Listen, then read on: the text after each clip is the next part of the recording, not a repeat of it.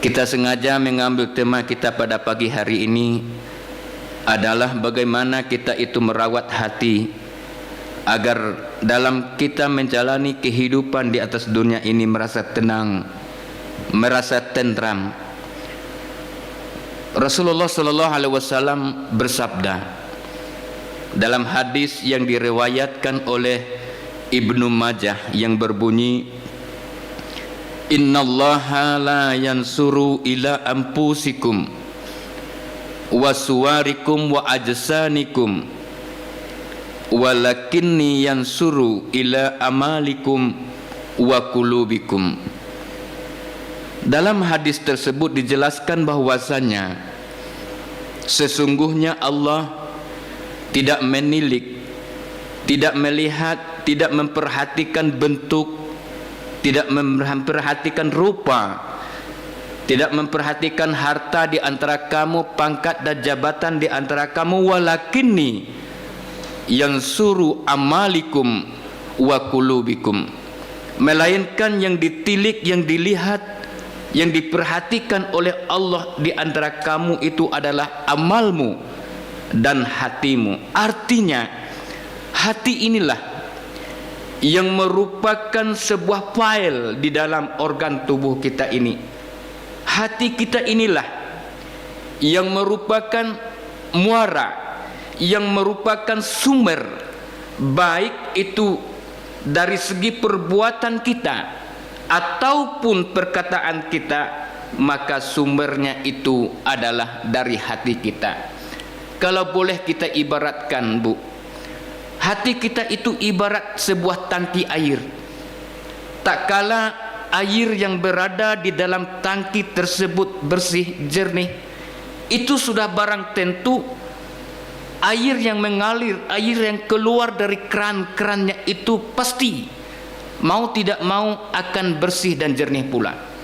Demikian sebaliknya, jika air yang berada di dalam tangki tersebut keruh, air yang berada dalam tangki tersebut kumuh, kotor, dan sudah dipastikan air yang mengalir dari keran-keran itu pun akan kotor, akan keruh pula. Demikian gambaran daripada hati kita. Maka dalam satu hadis itu dijelaskan, inna fil insan alaqah, sesungguhnya pada diri manusia itu ada segumpal darah. Fa iza solahat jasadu kulluh, apabila segumpal darah tersebut baik, maka baiklah seluruh tubuh kita ini. Fa iza fasadat jasadu kulluh, dan apabila segumpal darah tersebut buruk, segumpal darah tersebut kotor, segumpal darah tersebut rusak, maka rusaklah seluruh tubuh kita. Wahiyal qalbu, itulah dia yang dinamakan dengan hati. Berpikirlah dahulu sebelum kita bertindak, berpikirlah dulu sebelum kita berbuat. Kenapa? Khairukum fakir qabla an tasarraf, sebaik-baik di antara kamu adalah berpikir sebelum mereka berbuat. Dan dengan senantiasa kita itu berupaya, berusaha menjaga panca indera kita, baik itu pendengaran kita, baik itu penglihatan kita, baik itu perkataan dan hati kita sendiri. Karena apa? Karena inna sam'a wal basara wal fu'adu kullu ulaika kana anhu mas'ula. Ketahuilah oleh kita semua para pemirsa, sesungguhnya pendengaran kita, penglihatan kita dan hati kita ini akan diminta oleh Allah pertanggungjawabannya.